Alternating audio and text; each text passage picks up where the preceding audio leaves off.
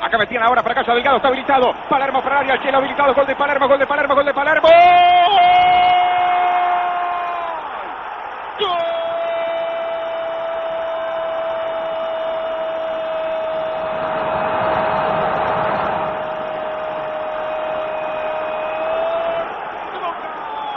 Ahora Román, que mete ahora para Palermo habilitado. Acaba Martín para el segundo, Palermo para el segundo. Si llega hasta Palermo para el segundo. ¡Gol!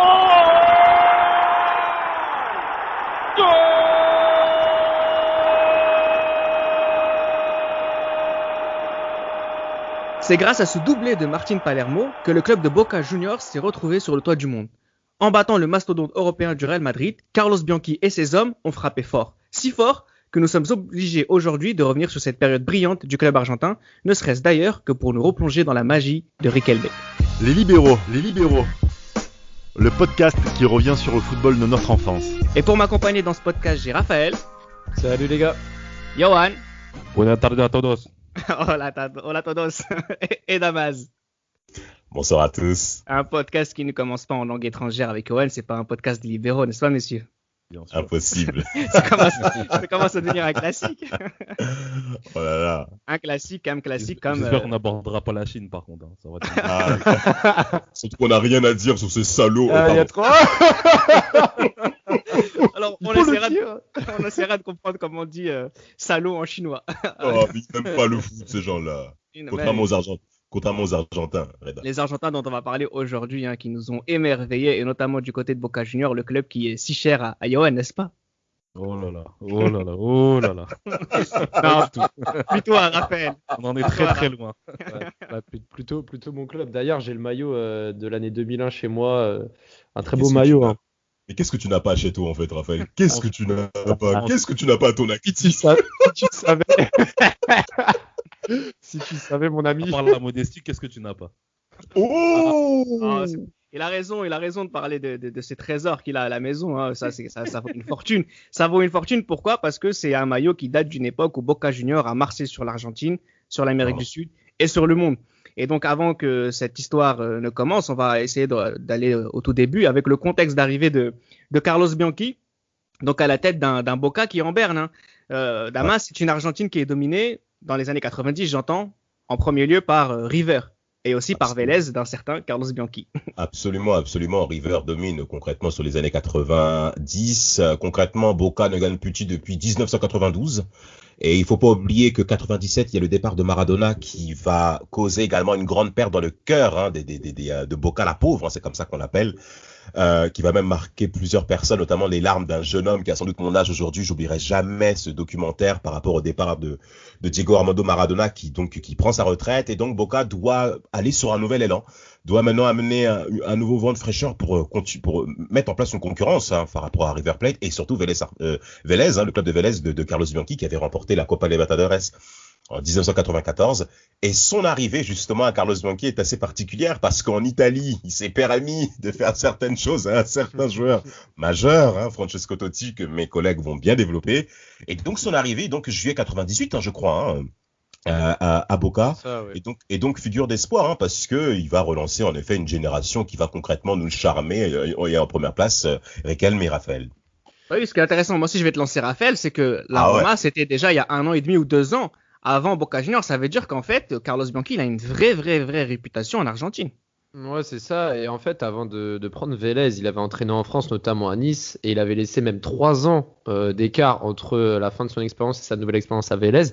Là, il a laissé un peu plus d'1 année entre la fin de son échec romain et le début de sa belle histoire à Buenos Aires.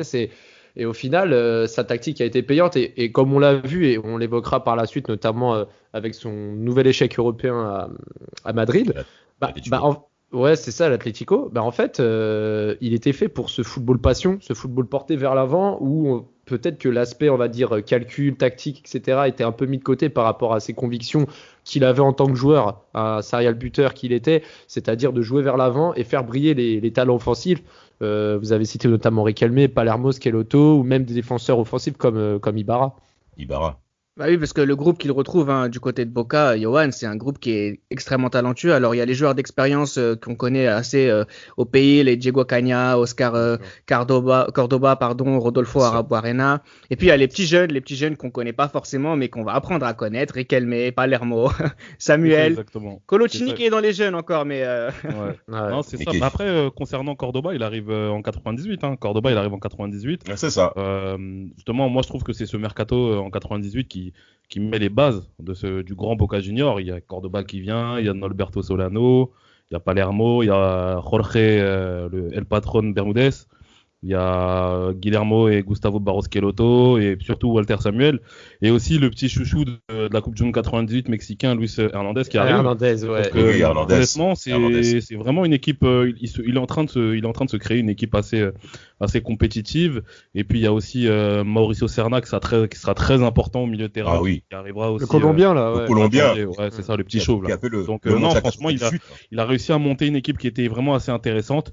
Vraiment. Et puis on verra justement que ça coïncidera plutôt avec le retour en puissance d'un certain club qui s'appelle Boca Junior.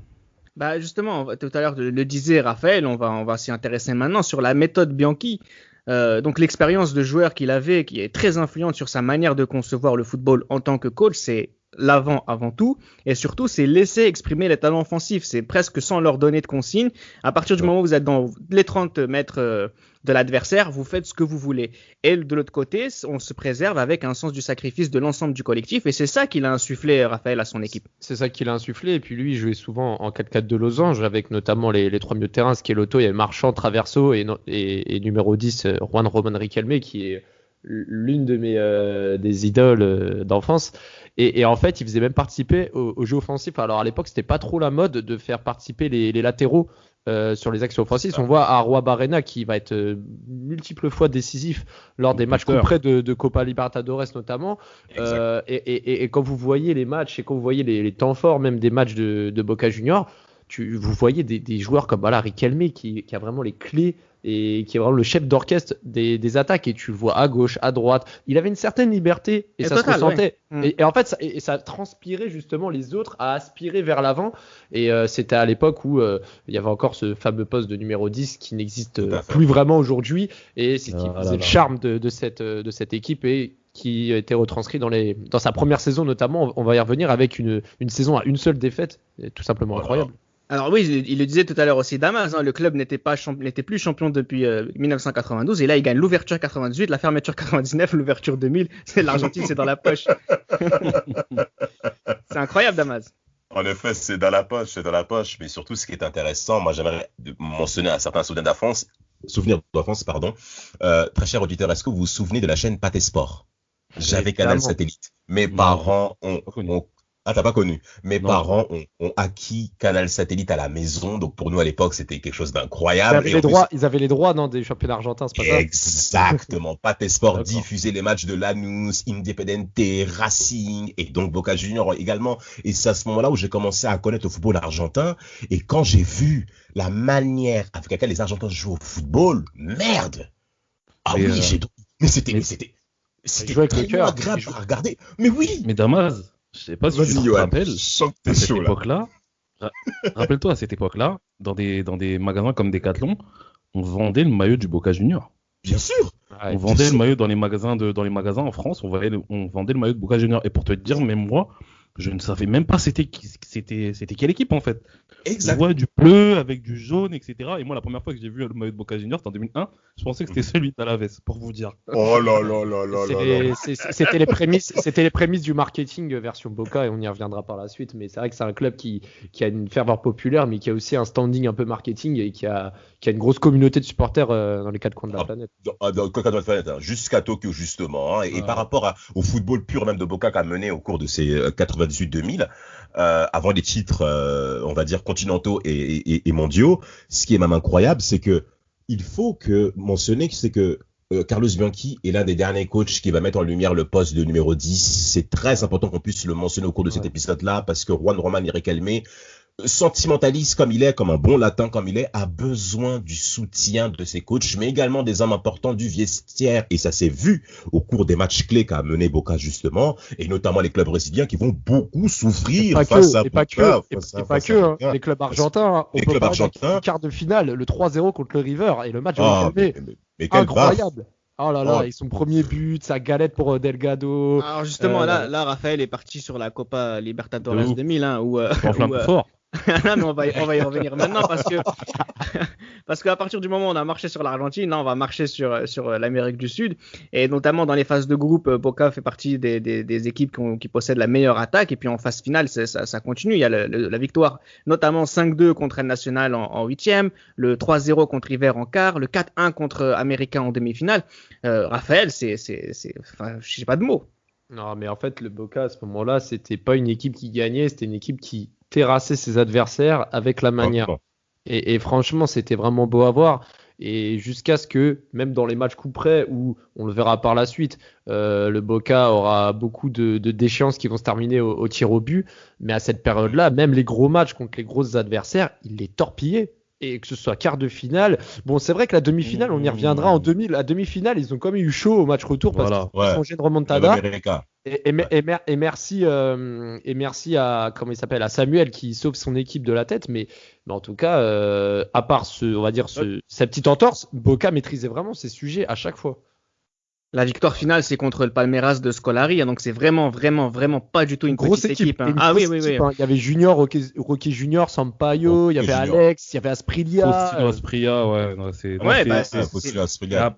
Il y avait tout. Mais après, je pense que la chance qu'a eu Boca Junior aussi, c'est le fait d'avoir eu un gardien d'exception. Honnêtement, on n'en parle pas beaucoup de lui, mais Oscar Cordoba, c'est vraiment un gardien au niveau des tirs au but.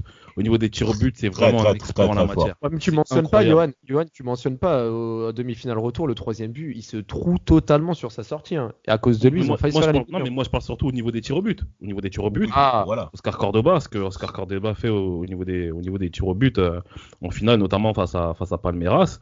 Et on verra par la suite que Oscar Cordoba a une part qui est très considérable dans les victoires en Copa Libertadores du Boca Junior. Il stoppe quand même deux tirs au but contre Palmeiras, celui de Roque Junior et celui de son coéquipier en sélection Faustino Asprilla. Donc on voit vraiment que Boca Junior est une équipe, mais moi je trouve que en fait le Boca Junior, moi à titre personnel, et c'est pas parce que je préfère River, je trouve que le football n'est pas aussi spectaculaire qu'on le prétend, mais je pense qu'il y a une débauche d'énergie et un mental qui est monstrueux. Je pense que c'est surtout ça qui est remarquable de la part des joueurs du Boca, et c'est tout à leur honneur parce que ça leur permet justement de renverser des situations.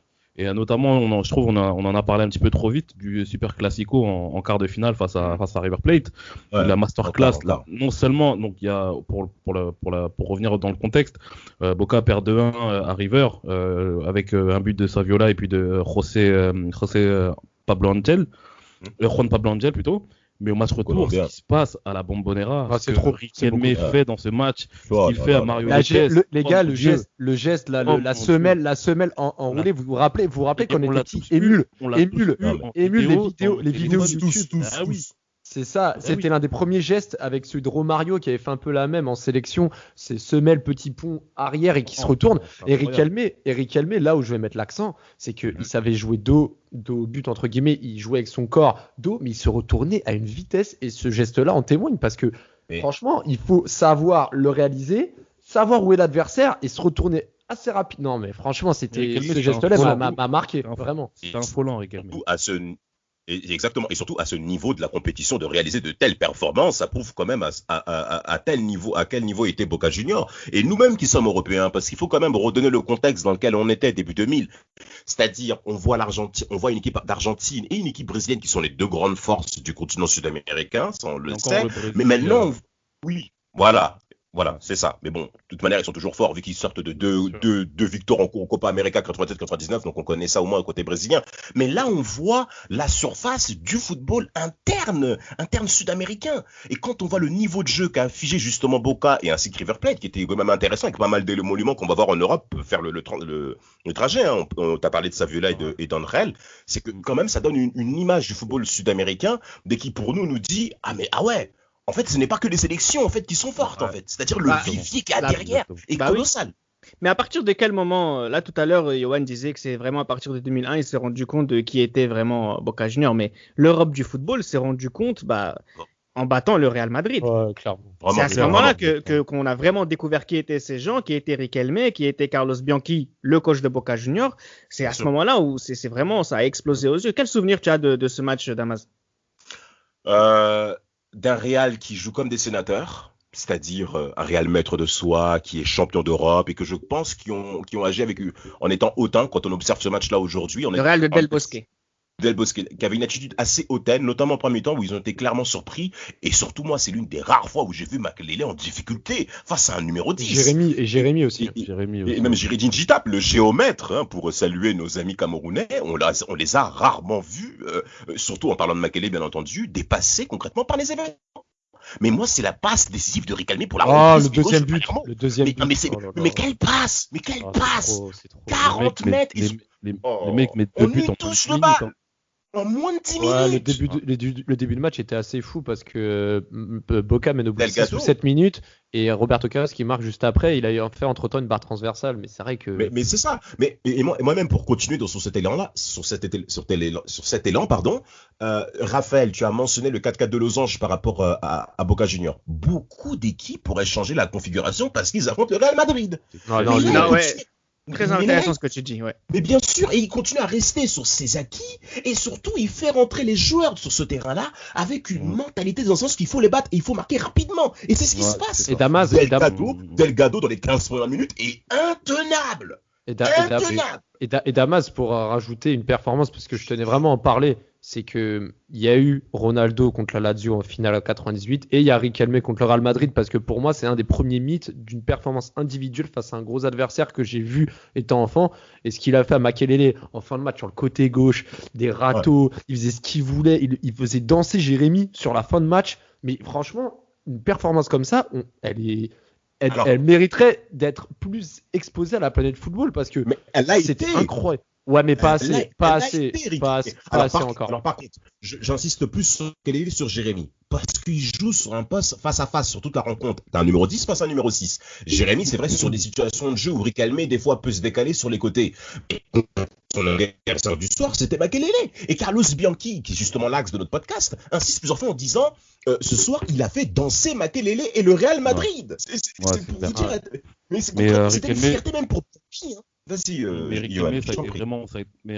ça a été vraiment le meilleur joueur de tout le match. Non seulement par ses passes décisives, etc., par les dribbles et tout qu'il a fait, mais Ouais. je sais pas si vous avez revu le match, les gars, depuis, mais si vous regardez bien, à un quart d'heure de la fin, les joueurs donnent constamment le ballon à Riquelme pour qu'il puisse garder la balle, parce qu'ils savent qu'aujourd'hui, le Real n'arrive pas à récupérer le ballon quand Riquelme a la balle. Il n'y a que Et ça. ça, justement, ça place Riquelme, et je pense que c'est ce match-là qui met un gros coup de boost à sa carrière et qui commence à ouvrir les yeux du À côté juste de l'Europe. titre.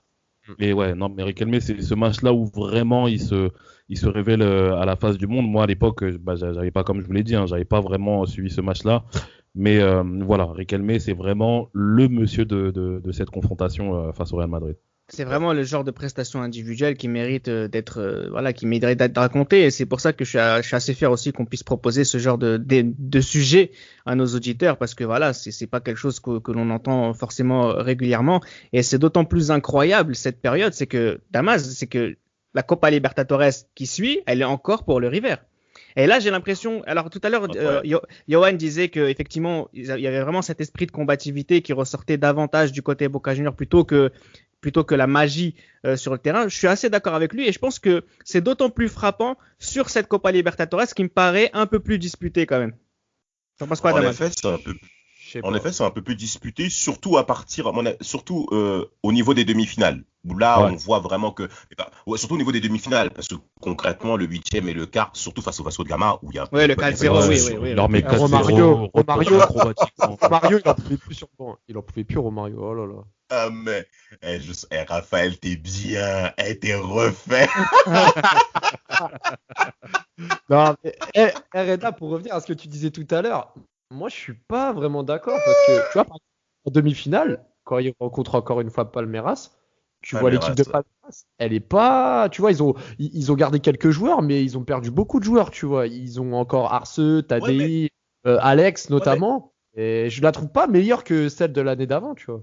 Elle est peut-être pas meilleure, mais ça reste toujours une équipe qui est difficile à battre, en fait. C'est ça qui est intéressant. Et il y a aussi un truc Exactement. Mais il y a aussi un truc qu'il faut rajouter, c'est que entre temps, Boca, ils ramènent. Enfin, en 2001, ils ont Burdisso, ils ont Barreiro devant aussi. Enfin, ils se sont aussi renforcés sans trop perdre de joueurs. Et avec les joueurs à maturation.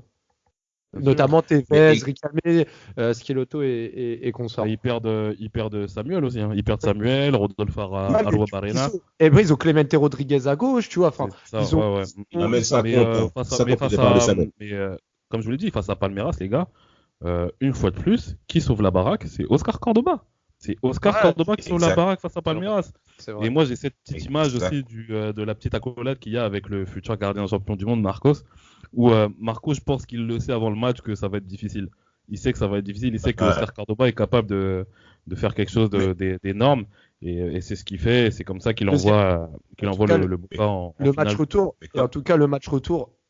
Excuse-moi, vas-y. Je te laisse, Damas, vas-y. Non, vas-y, Raphaël, je t'en prie. T'avais l'air lancé. C'est le tien, c'est le podcast aujourd'hui. Hein. Et en fait, mais pour revenir à la conférence contre Palmeiras, moi, c'est là où je me disais vraiment, mais Boca, ils ont du mental parce que déjà, t'arrives à les sortir l'année d'avant au final. Là, au match retour, tu fais un de ces débuts de match, tu mènes 2-0 très tôt, même si tu te fais un peu concéder, etc. Mais Riquelme, quand il met sa frappe à terre au 16 mètres pour le 2-0, etc. Wow. Tu sens, et en plus le terrain, les conditions n'étaient pas superbes et franchement, tu voyais leur force de caractère. Comment ? C'est toujours compliqué de jouer au Morumbi de Sao Paulo. Hein. Ouais, et franchement, c'était vraiment, vraiment beau à voir et ils se qualifient encore au péno là-bas. Franchement, en force de caractère incroyable. Pareil pour Cruz Azul aussi. Hein. Mais exactement. Dans un stade avec 115 000 personnes au stade Aztec. Hein. Wow. Ils ont réussi à les gagner là-bas. Non, mais le football, incroyable. Mais le football en Amérique du Sud, messieurs, c'est parce qu'on est en Europe et parce qu'on se considère souvent comme étant supérieur à toute autre communauté et toute autre civilisation, soyons clairs. Mais concrètement, on a quand même pris une baffe. Je vais me permettre de faire un petit aparté par rapport au Mondial des clubs 99 où on a vu Necaxa battre Manchester 3-1, battre également même le Real Madrid qui bat Manchester. Exactement. Et donc, moi-même à l'époque, quand j'ai regardé ça de loin, ça m'a laissé perplexe. Mais quand maintenant on voit la situation, et notamment quand moi-même j'ai pu préparer ce podcast par rapport à, justement, comme vous dites, les 115 000 personnes au stade Aztec. Et vous l'avez vu de Delgado, vous l'avez vu. Mais oui, mais permet de le gagner. Mais les avec gars, la passe et tout. Oui, mais Raphaël, moi je pense qu'on parle beaucoup de Riquelme, mais Chelo Delgado, les gars, Marcelo Delgado, Chelo Delgado, ce qu'il fait lors du passage de Carlos Bianchi, les gars, mais c'est un truc de ouf. Il est décisif quasiment à tous les matchs, knockout. Je sais plus, mais je sais me rappelle de lui, il est remplaçant en plus en Coupe du Monde 98 avec la sélection de Passarella. Mais Chelo Delgado, il est archi décisif. Et d'ailleurs, je sais pas. Il tire à dans n'importe quelle position et c'est dangereux. Je sais pas qui fait la passe sur son but à 10 minutes de la fin. Il fait une feinte de frappe et en fait il fait une passe qui casse presque 2 lignes et ça le décale et Delgado qui te sort une frappe. Enfin, gagner là-bas c'est dur, mais le match retour il le perd. Ils le perdent, mais à la fin il y a plein de poteaux. Ils ont dominé. J'ai même une image où la balle tape 2 fois la barre. Et les supporters étaient descendus. Vous savez, quand il y a un but et les supporters ils étaient descendus tellement qu'ils avaient cru au but et il n'y avait pas but. Et au final, ils ont perdu au temps réglementaire. Paco Palencia qui marque. Je vais rebondir sur ce que disait Damas tout à l'heure sur le fait que effectivement l'Europe a un football, a une arrogance qui ne lui donne pas envie forcément de regarder ce qui se passe ailleurs. Je vais rebondir sur ça pour parler justement de la fin. La première fin de Carlos Bianchi du côté de Boca Juniors, parce que ce qui s'est passé, c'est très important, c'est que il a fait face à une nouvelle dimension prise par Boca Juniors et notamment par des nouvelles ambitions de la part de son président Mauricio Macri, qui se découvre donc des ambitions marketing. Enfin, je vais vous rappeler juste il va acheter un japonais Naohiro Takahara, tout simplement pour ouvrir on le sait, des marchés au Japon. Il voit aussi Carlos Bianchi de son côté voir la plupart de ces joueurs s'en aller à droite, à gauche. Alors bien sûr parce qu'ils sont beaucoup trop forts pour l'Amérique du Sud, mais c'est aussi parce que c'est de l'argent qui rentre. Et là, Carlos Bianchi, il dit, Enfin, c'est là où c'est vraiment sa philosophie qui rentre en jeu, c'est le football, ce n'est pas du commerce, et un club, ce n'est pas un magasin. Arrêtez de faire n'importe quoi. C'est incroyable. Incroyable. Surtout si c'est pour faire n'importe quoi. Alors, petit point par rapport aux Japonais qui, début 2000, ont commencé à se positionner sur le monde du sport, au-delà même du football. Ils ont positionné pas mal de pilotes de Formule 1 dans les équipes telles que Prost, Shinji Takuma Sato avec Baronda, et qui est notamment motoriste mondial. Donc, on commençait à positionner, on va dire, des sportifs japonais, quelle que soit la discipline. La Coupe du Monde 2002 qui arrivait favoriser l'image, et avec la Coupe du Monde 2002 qui arrivait. Et Boca Junior, qui est donc, on attaque le marché sud-américain, était quand même un bon modèle en soi pour sponsoriser cette équipe et donc valoriser l'image du football sur terrain nippon et même sur terrain asiatique. Donc c'est tout à fait compréhensible, économiquement parlant, de réfléchir ainsi du côté du président de Boca, côté Murcy. Donc moi je peux comprendre cet aspect-là. Mais par contre, sur l'aspect, attends, Raphaël, je termine, je t'en prie. Bien sûr, par contre, sur l'aspect footballistique, Carlos Bianchi ne supporte pas qu'on remette en cause ce que lui veut mettre en place. Et c'est encore une fois très latin d'avoir cette approche où c'est moi qui décide, c'est moi qui ai la main mise, personne ne vient mettre son territoire là-dessus. Et quand on s'est emporté face à Bianchi, généralement on part au clash. Non mais Damas, je vais te donner la parole, Johan, c'est que Carlos Bianchi, vu ce qu'il vient de faire ces 3 dernières années, vu ce qu'il a fait avec Vélez, il est en droit de se permettre de dire ne venez pas mettre votre grain de sel sur mon travail et surtout pour le dilapider. Johan, c'est normal.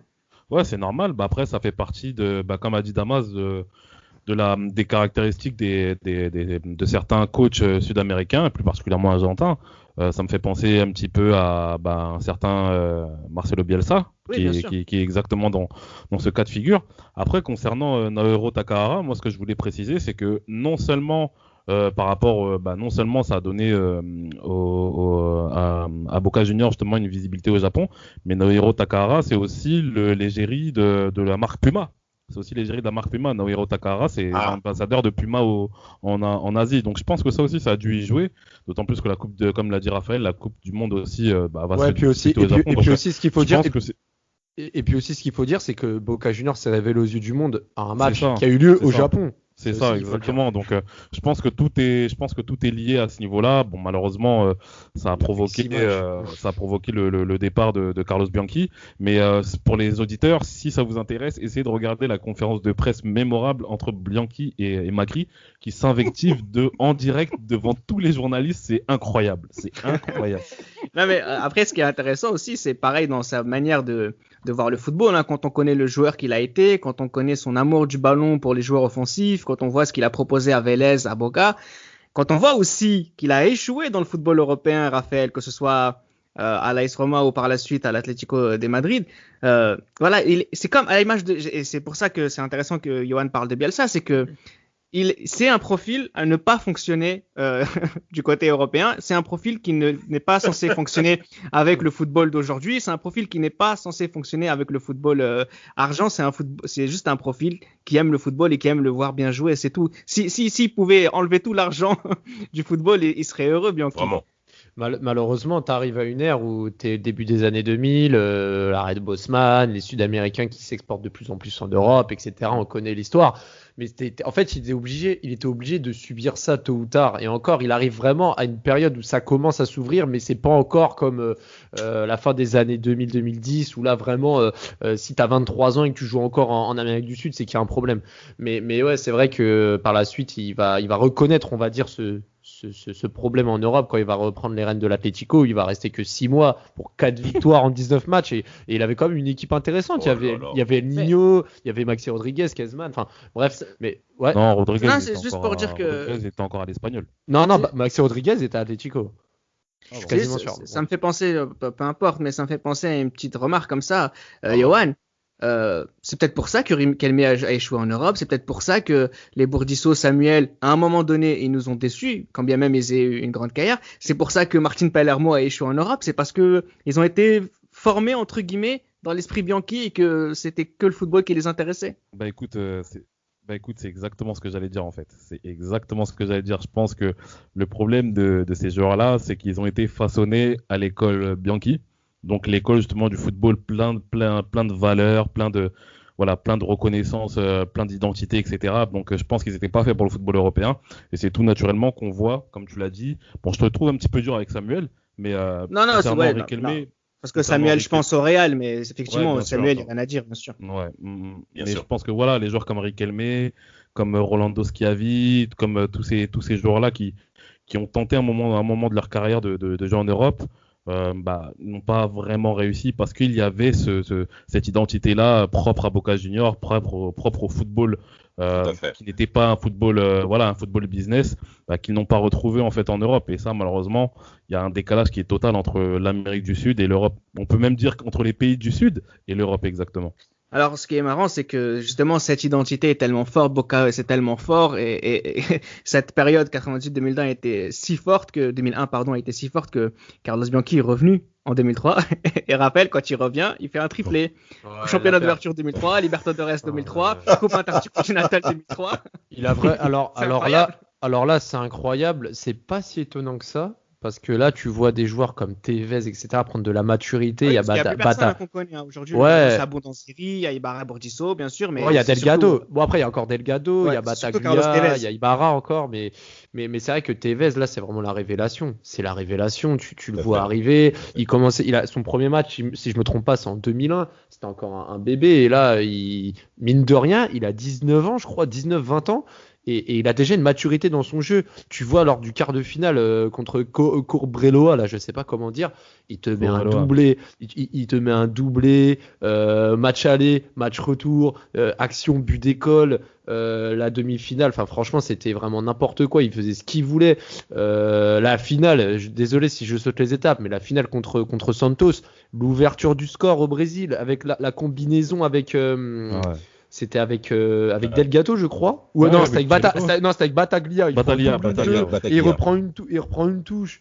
Et avec sa célébration avec le poulet là, et on y reviendra pour l'année d'après parce qu'il faudra en parler du match contre le River. C'était un scandale. Mais bon, bref, un match épique, mais qui a failli être volé. Mais bon, bref, on y reviendra. Mais sur cette année-là, Tevez il marchait sur l'eau, Delgado, Schiavi, Abondanzieri dans les buts qui sauvaient la baraque. Et puis, franchement, j'ai même pas de mots, c'était vraiment magnifique. En phase finale de la Ah, Copa Libertadores, c'est 14 buts hein, du côté River, 4 pour Tevez à partir des quarts de finale. Tu as parlé de Santos en finale, c'est 2-0, 3-1, hein, 2 victoires aller-retour. C'est le Santos de Robinho et Diego Ribas, hein, donc c'est pas n'importe quel Santos aussi. Et d'ailleurs sur la finale Non, sur la finale, le match retour, vous vous rappelez, je sais pas si vous l'avez vu, le deuxième but de Delgado, le gardien, il sort. Le gardien, il a avancé. Il sort, mais non, mais même Ouais. pas il a avancé, il sort au rond central, je sais pas ce qu'il fait, il y a une contre-attaque, Non, et mais- le goal, il a. Oui, mais Ah, c'est parce c'est que n'importe regarde, quoi. Raphaël, regarde, au match aller, il y a 2-0 pour Santos. Pour Ouais, Boca, là, il y avait plutôt. un partout, et il y avait Après, il y a là, un à ce moment-là, partout, ouais. et après, comme il n'y a pas de but à un partout avec l'extérieur, Tevez. comme il n'y a pas de Ouais, but à fallait qu'il donne l'extérieur, tout, fallait qu'il donne tout pour marquer. ouais, Santos, voilà. Fallait qu'il lâche tout. Fallait lâcher les chevaux. Ouais, c'est ça, Fallait exactement. lâcher les chevaux. Et je sais pas si vous vous souvenez du but d'Alex. Vas-y, ouais. Ouais. Ah oui, oui, oui. La frappe de Alex, là? Ouais. Ah, c'était trop. Une grosse frappe de 30 mètres, là. Pff, Mais- oh là là. Mais Reda, ce Boca Junior en question justement de 2003 par exemple, il paraît peut-être moins impressionnant dans le jeu que celui de début 2000 bien entendu, mais ce qui est intéressant c'est qu'il y a quand même une relève avec mentionné par Raphaël avec Tevez. La personne qui m'a le plus surpris, c'est en finale Copa Libertadores face au Milan AC, en parlant d'Abondanzieri. On s'attendait pas du tout de la part d'un gardien qu'on a vu au Mondial 2006, plutôt lourd, plutôt pâteau, enfin, comme quoi c'est pas un gardien charismatique, mais moi, en revoyant les images de cette finale, ou même qui était plutôt ennuyeuse, concrètement, hein, moi je me suis c'était un peu lourdeau. Abondanzieri, concrètement, la finale, elle est pour lui. Elle est pour lui. Il nous a clairement surpris. Et avec un autre joueur qui nous a également évoqué, c'est Sidorf, encore une fois, qui rate son penalty. Et Dida, on en parle de sa sortie ratée sur l'égalisation. Oh là là, Dida, c'était incroyable sa sortie. Hein. Sur l'égalisation, c'est match Donné, je dégueulasse. crois. C'est Donné qui égalise, je crois. Et... Ouais, c'est Ah, dommage, dis- c'est Ouais, un je suis match d'accord. dégueulasse. Je suis d'accord. Oui, parce Ouais. que Non, vraiment. Boca Junior est championne et championne du monde, hein, enfin victoire en Coupe intercontinentale contre le Milan AC où Seedorf, Pirlo et Costa Curta vont rater leur tir au but après un match qui s'est terminé sur 1-1. Comment elle se termine l'aventure Bianchi du côté de River, du côté de Boca, Raphaël?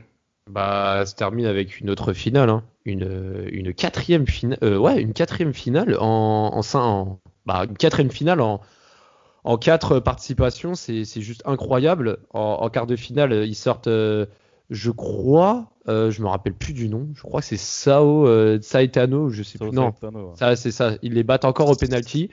Et en demi-finale, ils affrontent alors le River de Salas, de Gallardo, Mascherano, Cavenaghi, Lucho González et Maxi Rodriguez. Et là où je voulais en venir, et Ortega.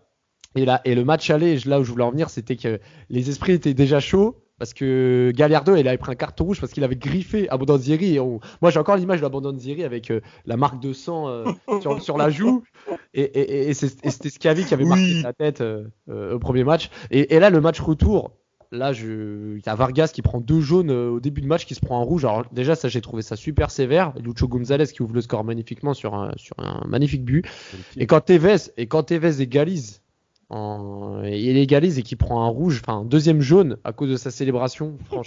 Franchement les gars, je suis désolé, mais si le River passait avec ce premier rouge un peu sévère en début de match et ce rouge, ce 2 fois jaune de Tevez, là ça aurait été vraiment un scandale. Et Ricardo Rojas qui marque le but à la 89e en plus pour les pénaux. Le match, il le finit à 9 contre 9. Hein.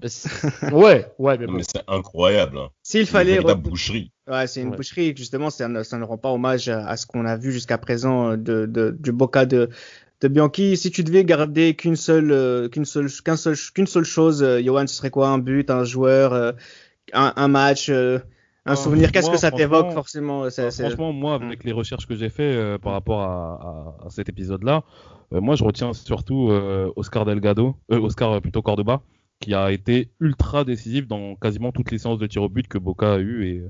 Et je pense que si le Boca Junior justement a gagné tous ses titres, ils en doivent une fière chandelle à Oscar Cordoba. C'est vrai, c'est ce qu'on disait quand on a fait le podcast sur Higuita, Chilavert et Rogerio Cini. Il y a beaucoup de grands gardiens qu'on connaît très peu en Europe et qui sont des véritables légendes en Amérique du Sud. Toi, tu retiendrais quoi, Damas, de cette période qu'on vient de traiter? Le joueur majeur, c'est Delgado. Delgado pour son activité incessante dans entre les 15 et 20 derniers mètres, parce que le travail d'abattage qu'il fait pour libérer les espaces, notamment que ce soit pour Martin Palermo, qui a été surtout en Amérique du Sud et en Europe, il nous a clairement déçus, il faut quand même le redire encore une fois. Franchement, Delgado m'a vraiment... vraiment. Et surtout, Delgado, c'est intéressant, c'est qu'il est présent sur les 2 phases de Boca. La première phase 2000 et la phase mi-2000, il est présent. Ça prouve quand même la fidélité de ce monsieur. Et par rapport à Carlos Bianchi, ce monsieur n'a plus rien à prouver. Toi, j'imagine, Raphaël, c'est Riquelme. Ouais, et avant de développer juste sur Riquelme, j'invite les auditeurs à écouter Boca Junior 3D, un reportage qui est sorti en 2015 avec un espèce de savant fou, un ultra de Boca qui ressort tous les grands moments de Boca Junior et notamment la période qu'on vient d'évoquer, parce qu'il y a vraiment des images et des choses que vous devez voir. Et moi, Riquelme, clairement, c'est grâce à lui que l'Argentine, ça sera toujours une nation particulière à mes yeux au niveau football.